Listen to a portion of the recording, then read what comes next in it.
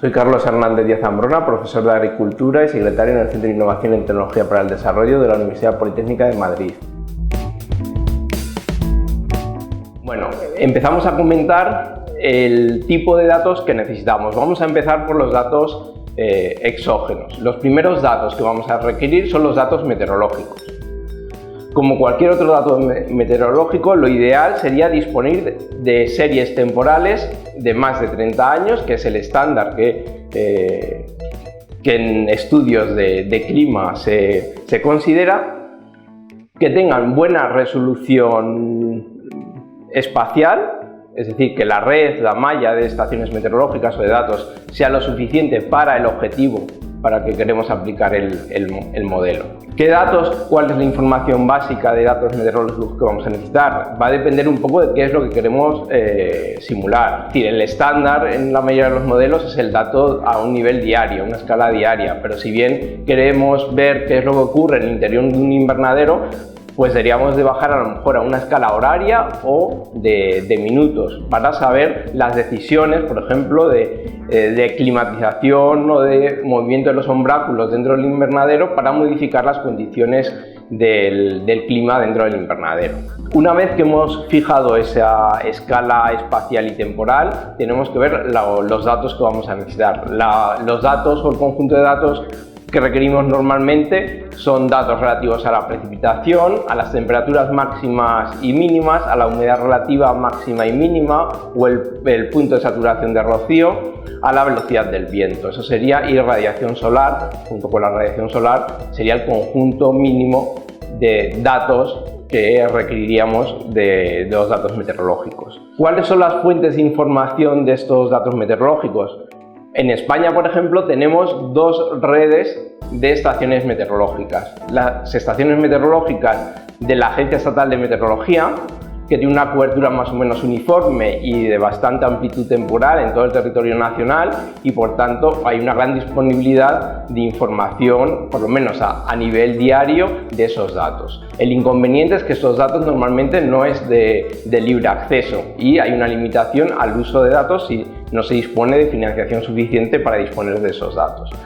Tenemos también otra red que también va a depender del Ministerio de Agricultura, que es la red del Servicio de Información al Regante, pero es una red menos densa, que solo está en las zonas regables, pero que tiene la ventaja que tiene los datos en abierto, que pueden ser utilizados por cualquiera, en cualquier momento, pero también tiene la desventaja que es una red relativamente joven. Las primeras estaciones de esta red son del año 1999, con lo cual no tendríamos los 30 años que requeriría nuestros estudios básicos. Aparte de esta información, y sobre todo si se quiere aplicar los modelos en tiempo real, estaría la posibilidad de utilizar los modelos numéricos. En esto es la Agencia Estatal de Meteorología la que da información numérica en tiempo real de cualquier punto de la península ibérica, y por tanto podríamos tener esa información ya de proyecciones de cuál va a ser la meteorología que va a hacer en los próximos 3 días, semanas o incluso meses. También tendría, esta información ya viene de modelos de clima, con lo cual ahí tiene incertidumbre y también son probabilidades de ocurrencia o no de esos fenómenos. Todo esto sería el conjunto de información meteorológica que podemos utilizar. También, y cómo los modelos de simulación de cultivos se han aplicado y se aplican a estudios de impacto y adaptación al cambio climático, pues también la información proveniente de fuentes de datos de clima sobre proyecciones de cambio climático serían útiles para nuestros estudios. En este caso hay dos fuentes primarias, que son las que dan los modelos globales de clima, CGM, y los que dan los modelos regionales de clima, es decir, unos a una escala mayor y los regionales a una escala más reducida. La mecánica de aplicar estas proyecciones de clima son dos: o bien tomar el dato de la proyección directamente que dan estos modelos y aplicarlo en nuestros modelos de simulación de cultivos, o bien calcular la variación relativa respecto a un clima base y aplicar esa variación a nuestras series históricas de datos de clima.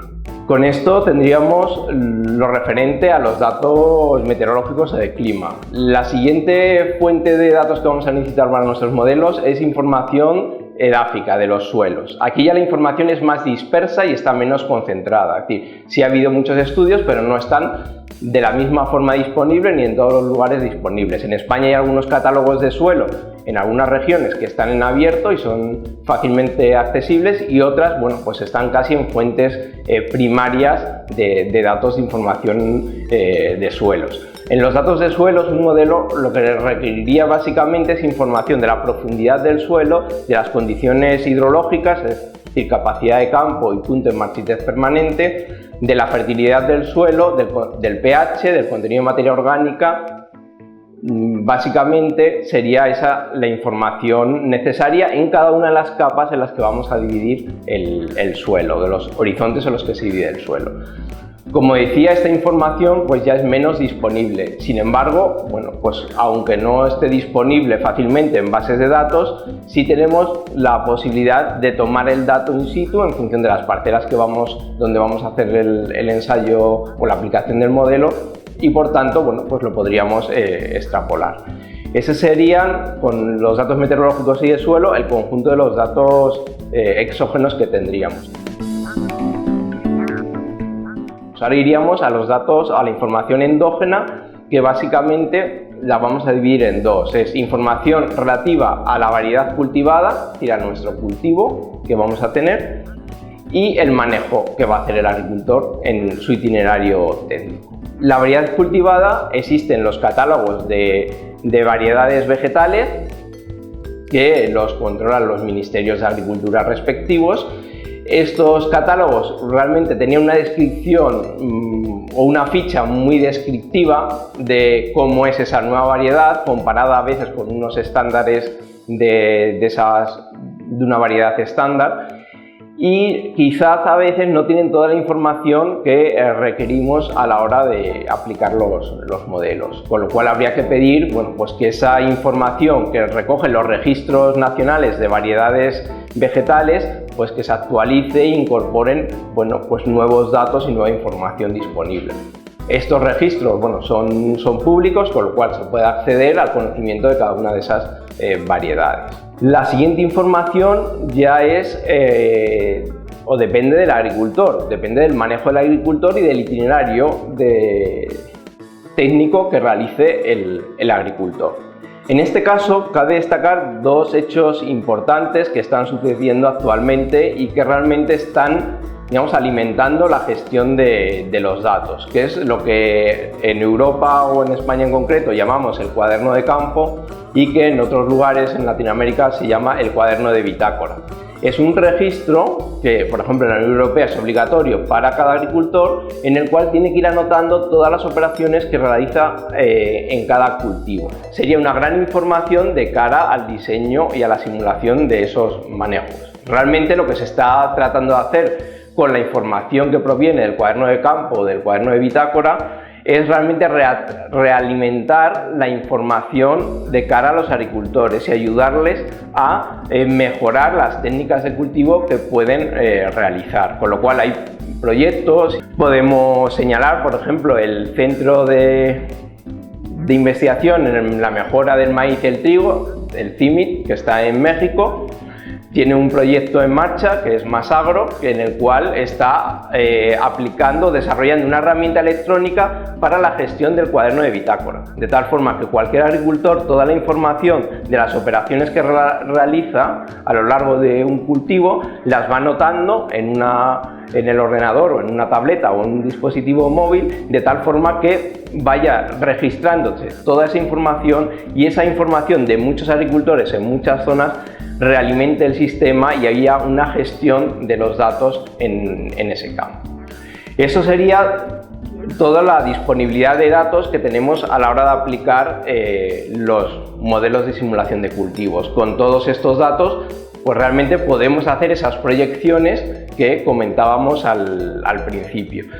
Esas proyecciones pues podrían aumentarse en cuanto más estén más disponibles y en abierto los datos que estamos utilizando.